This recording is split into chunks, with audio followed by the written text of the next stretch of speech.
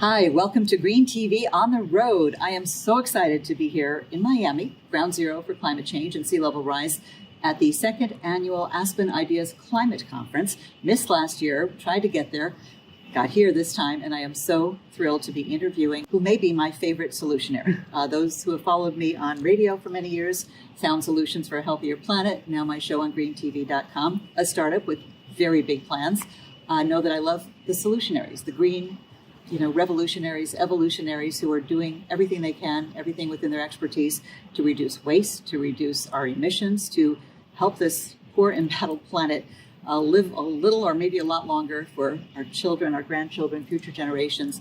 And this is my entry-level drug, waste. That's how I got into this. So I think I have met my match, Matt Rogers. Enough about me. You are a genius. Thank you. Not only did you start one of my favorite products, the Nest product and company that, for those who don't know somehow, was revolutionary in terms of giving consumers in their homes feedback, immediate feedback about how much energy they're wasting. That's right. This is my pet peeve, one of them, wasting energy and water and food. And so I just thought this is a brilliant example of exactly what we need. So thank you for inventing Nest. Thank you. Prior to that, I just learned at this conference that you have a background at Apple. Indeed. Helped design I made a lot of e-waste. Okay. A little bit of e-waste guilt. We can talk about that another day. Yeah. But thank you for making this amazing piece of machinery. We thank Steve Jobs if he were here, but I'll thank you. Indeed. We learned a lot making this product. Yes, and I'm so glad that you didn't stop with Nest, that you decided to take on food waste. I was listening to a podcast you did on TechCrunch, I loved it. Didn't get to hear the whole thing, but I heard enough to know that you weren't always aware of food waste, unlike me, who's been aware since third grade and kind of haunted by it, because it's just, food is precious, obviously, and there are so many people who are hungry. And when I go to conferences like this, hotels, restaurants, grocery stores, and I think about what must be getting thrown away, I literally get sick to my stomach, because in my house, we compost everything. When I travel, I can't handle not being able to compost. Yeah. Everybody should be composting. As I say, a rind is a terrible thing to waste. Indeed. So tell us, what was your eco-epiphany to address and tackle waste beginning, energy waste you did with Nest and food waste, and it is connected to climate change. Yes, I mean, like a lot of folks, like my grandparents grew up in the Depression and always told us growing up to clean our plate, eat our food, and we'd always be like the last one at the table, still chewing on that little bit. I hated my meat. I never finished my meat just as well. I know the feeling.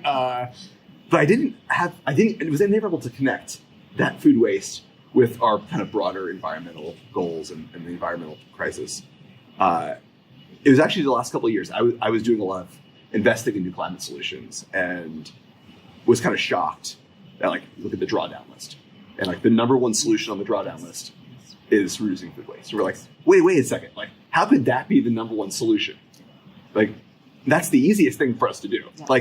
We just gotta not throw food in the trash. We don't need to invent nuclear fusion for this one. Literally, it's a thing that we all can do every day, and that's the number one solution. So kind of went in full force, spent a good part of the early pandemic, talking to friends, reading PDFs, calling experts, learning.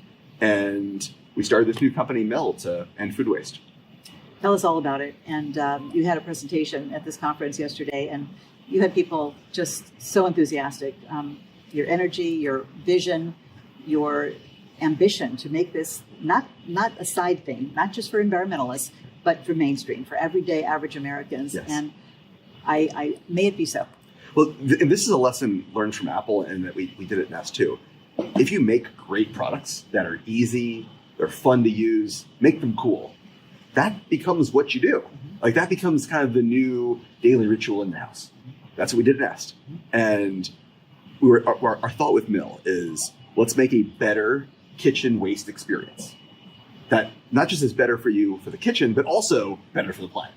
So we made a new bin that's beautiful, easy to use. It really is. Actually, a kitchen trash bin that actually is sexy. Yeah. Looks good. Yeah. The thing you actually want to have. Yeah, kind of like my Tesla. Yeah, right, exactly. A breakthrough product. It might be the first trash bin that does not stink. So there's no smells, there's no odor. Doesn't take up a lot of space on the counter like another product that Correct, means well, correct. but Does not take any counter space. bulky. Mm-hmm. Takes weeks to fill up. So think 3 to 4 weeks to fill up. And instead of taking the trash out to the curb every day, you're putting a box on your front porch once a month, and the post is post office is going to pick it up. Can you put meat and dairy products and sugar? Any food. Anything. All food. So meat, dairy, bones, it all goes in there. And no animals will come because it's in your kitchen. Exactly. It's all dried in this bin in your kitchen. And then once a month, you're putting it on your porch, hitting a button in the app.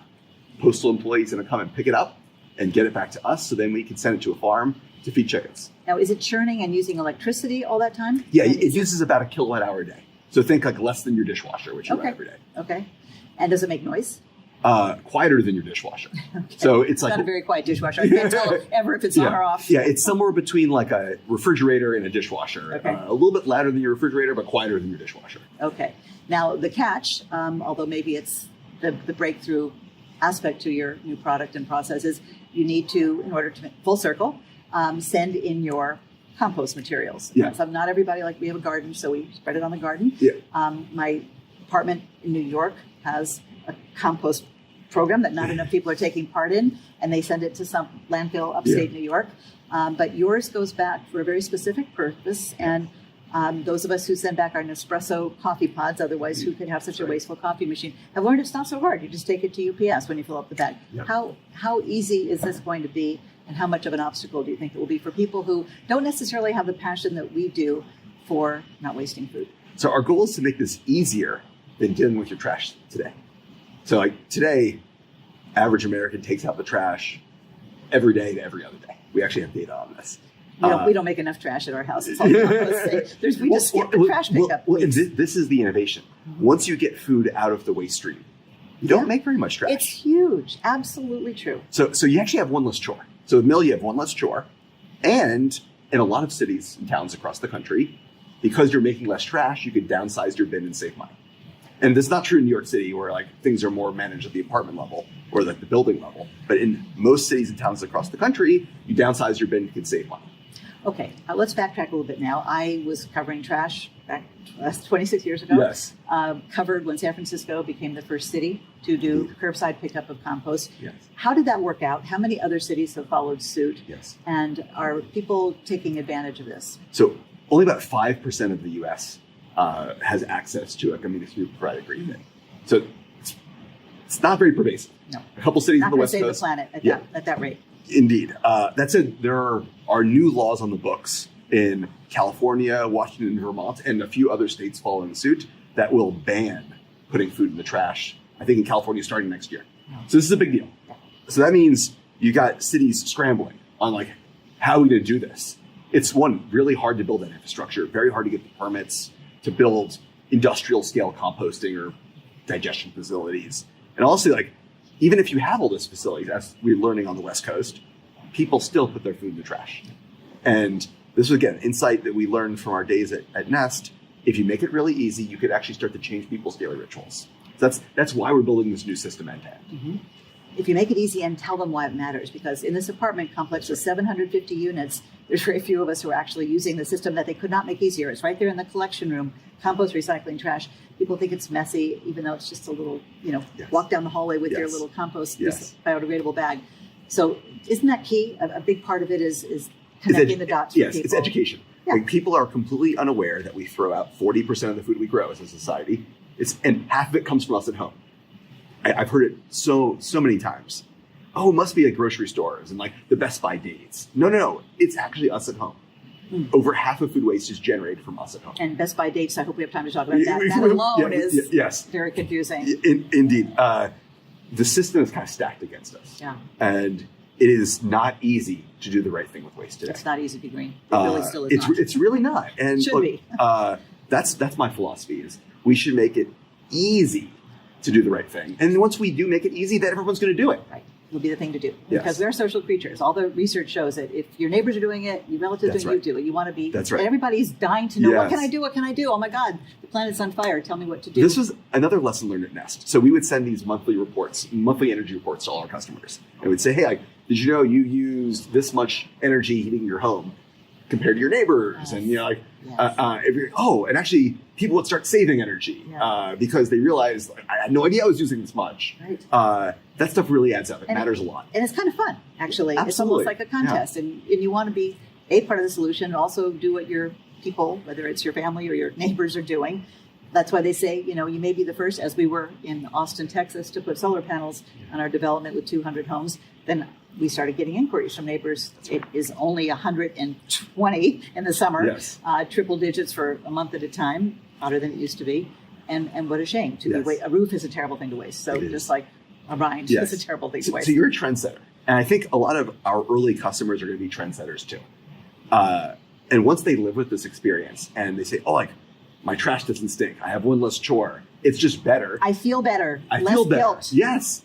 They Part tell of the their friends. solution. And then their friends tell their friends. Yeah. And that's actually how these movements start. And Nest started small. And we started with a product that people said, like, oh, there's no way. When was that? Because I remember that. 2011. 2011. 2011. And we launched in late 2011 with a $250 thermostat. And he said, look, it's very expensive. No one's going to buy this. And your trendsetters get interested. And the trendsetters... Early adopters, they call us. That's right. They drive growth. And they get the flywheel going. And they tell their friends. And before you know it, hundreds of thousands of people are experiencing it. And then your scale gets larger and your costs go down. And you can drop your price. And cities and towns come to the table and utility companies. And that's how we drive systems change. And you're starting, though, in households for consumers, because we all know about all the waste that goes on. Even at climate conferences like this, so much doesn't get eaten or drunk. And we're starting with people at home for two reasons. One, half of food waste is generated by us at home in our kitchens. And the other half is we want to build a brand and educate. Now, as you said, like people are unaware. And the way you kind of drive that awareness is with people at home.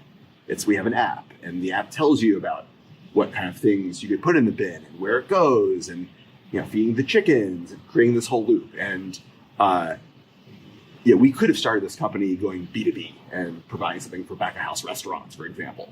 But then how we ever change consumer behavior. Right. And that's really what we're all about. Thank you. Because if we can change individual consumer behavior, everything can change. Because as we know, once you start, you go, I want more. Keep moving more. The genie is never getting back in the bottle on EVs, right? Like electric vehicles are here to stay, and in 20 years, we'll only be driving electric vehicles.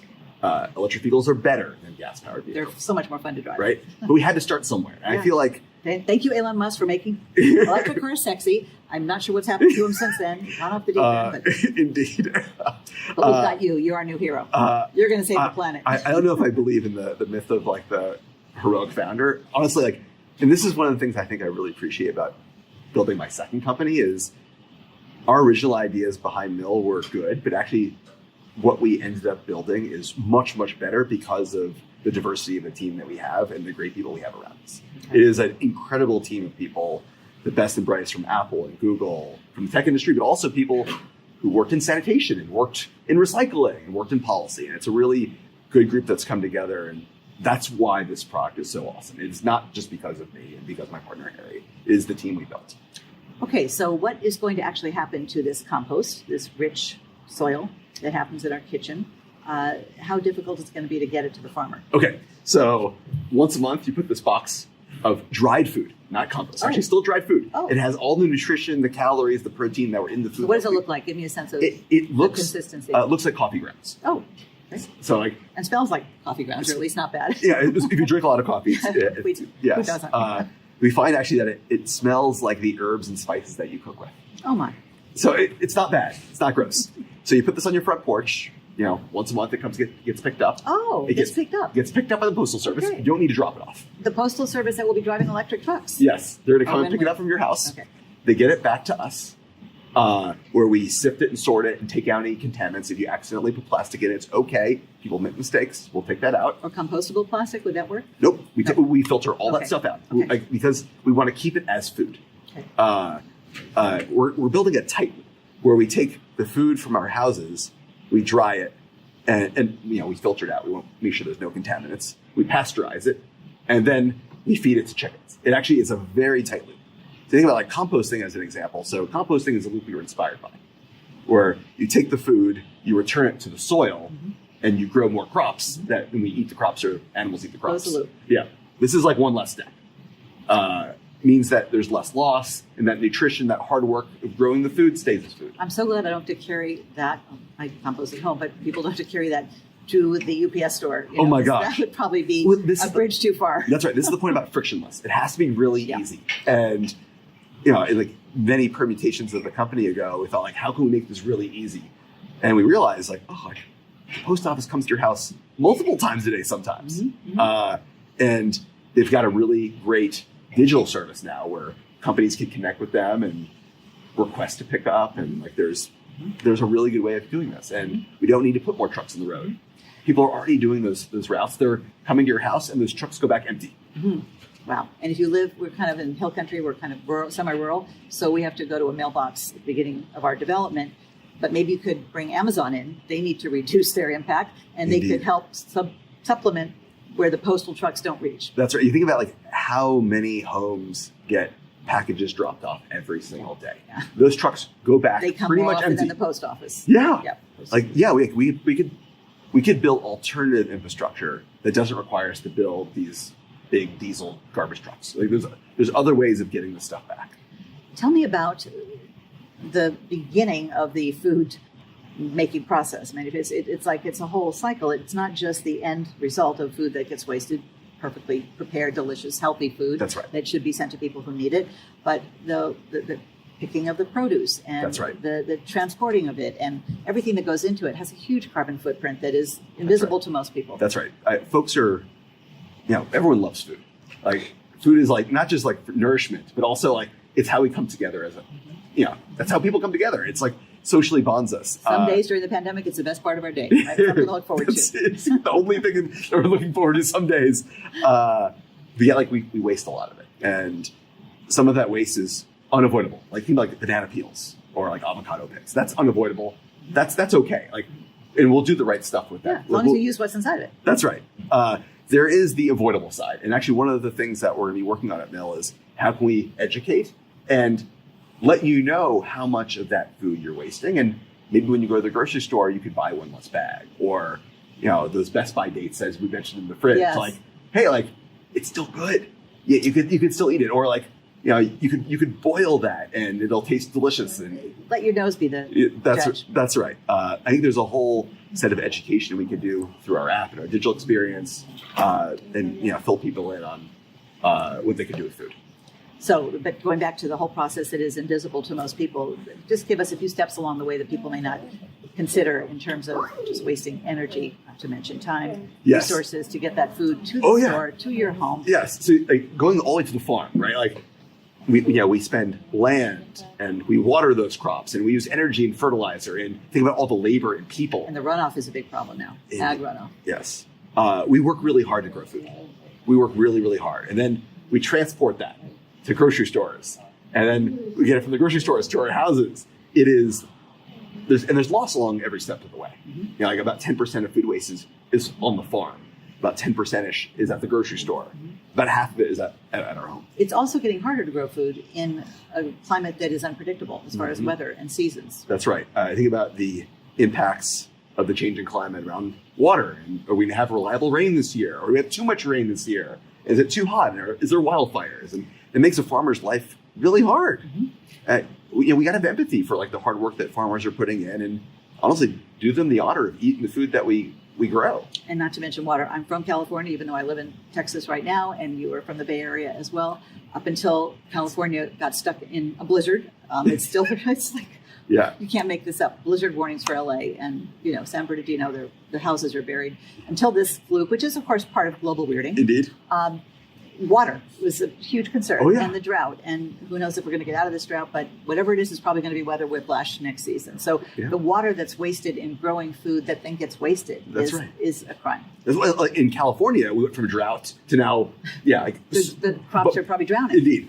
Versus now, like in Texas, they have a drought and they're rationing water for rice farmers. Yeah. So the impacts of climate change are going to be weird and not evenly distributed. Some places are going to be hit harder than others. Some wet years, some dry years, some hot years, some cold years. And it's going to be hard to feed the planet. So can we afford to throw out 40% of the food that we grow?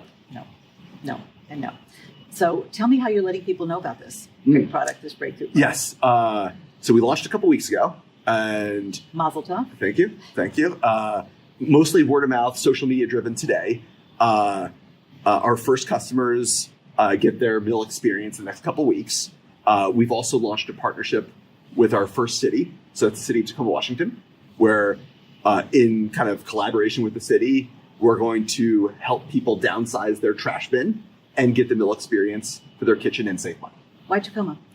So I mean, Tacoma, actually in the state of Washington, have been doing things right for about a decade. Like they were some They of have the a great governor. they have been on the kind of forefront of doing the right thing for the environment. They've actually been picking up food waste from people's homes. And one of the things that they learned is that people still put their food in the trash. That it's still hard, in your kitchen to do the right thing. So they're excited to pilot with us a better kitchen experience that hopefully drives different behaviors and avoids putting food in landfill. Okay, several practical questions. What happens in apartment buildings and what is the cost? Yes. It's about $1 a day. And that's $1 a day, including everything. You get the bin, you get the pickup experience, you get new charcoal filters whenever you need it. It's all included. Think about like today, you don't worry about like, do I need to buy this trash bin for the curb? It's all provided. And we think about the same model. For multifamily, like for large apartment buildings, I think this is one where actually we provide a lot of benefit. Like no one likes sticky trash, and like everyone probably has that neighbor who puts the bag in the hallway and just like stinks up the whole place. And also like for large apartments, waste management's a big driver of workers' comp claims. And every large developer has ESG goals. And this is a very practical thing that apartments could do to lower their carbon footprint, save food waste, and provide a better experience for residents. Okay, and $1 a day, is it the purchase of the actual product itself? And then is there like a monthly subscription fee that like when you buy Peloton, you didn't know that it was going to cost you even more? It's all included for the $1 a day. And this is, again, another lesson learned from the Pelotons and frankly, Nests of the world. You want to get the whole experience, and like buying something and then having to subscribe feels weird. So it's harder for us to bundle it all together, but we're doing it. Mm-hmm. That's fabulous. What else should we know about this revolutionary, may it be so, product? So you may be thinking like, oh, how could it be good for the environment to use electricity for this bin in your kitchen and put it in a postal truck and ship it? And the answer is it's still better than throwing it in the trash. And like the net benefit of a meal experience is about 0.5 ton of emissions per household per year. So it's a super meaningful and practical thing that's good for the environment, good for you at home, and good for your city. Okay, so if someone's watching and they, of course, want to get this, how do they do it? Mill.com. So very easy to find, MIL.com. And if you want to learn more about the product, about our life cycle analysis, it's all on the website. Okay, of course, everything's online. So what does MILL, is that an acronym for something or? No, you think about like an ancient tool that takes nature and creates food, right? The old grain mills that we still have grain mills. Like, we think about if we're going to build a new company around closing this loop. Effectively, we are building the new mill, right? The mill that instead of taking wheat and creating, flour, we are taking the food we don't eat and creating food for animals. Because you are a pioneer and a visionary, thank you for focusing on waste again. I'm sure you're getting places like hotels and restaurants saying, okay, as soon as you get these in every kitchen in America, come help us, because they're the ones that are wasting a lot. Not that you have to do everything yourself, but do you have a plan for that, plan B? I think it's inevitable that we're going to have to do this everywhere. I mean, like half of food waste is from us at home, but we got to do the other half too. Mm-hmm. I think, we're a small company just getting started. But much like the journey at Nest, and we did lots of other products, utility scale products. I think over time, we're going to have to solve this problem for restaurants and grocery stores and schools as well. May you grow quickly. Thank you. Thank you so much. Thank you. I love this. Matt Rogers. You heard it here first on greentv.com. A fabulous solution.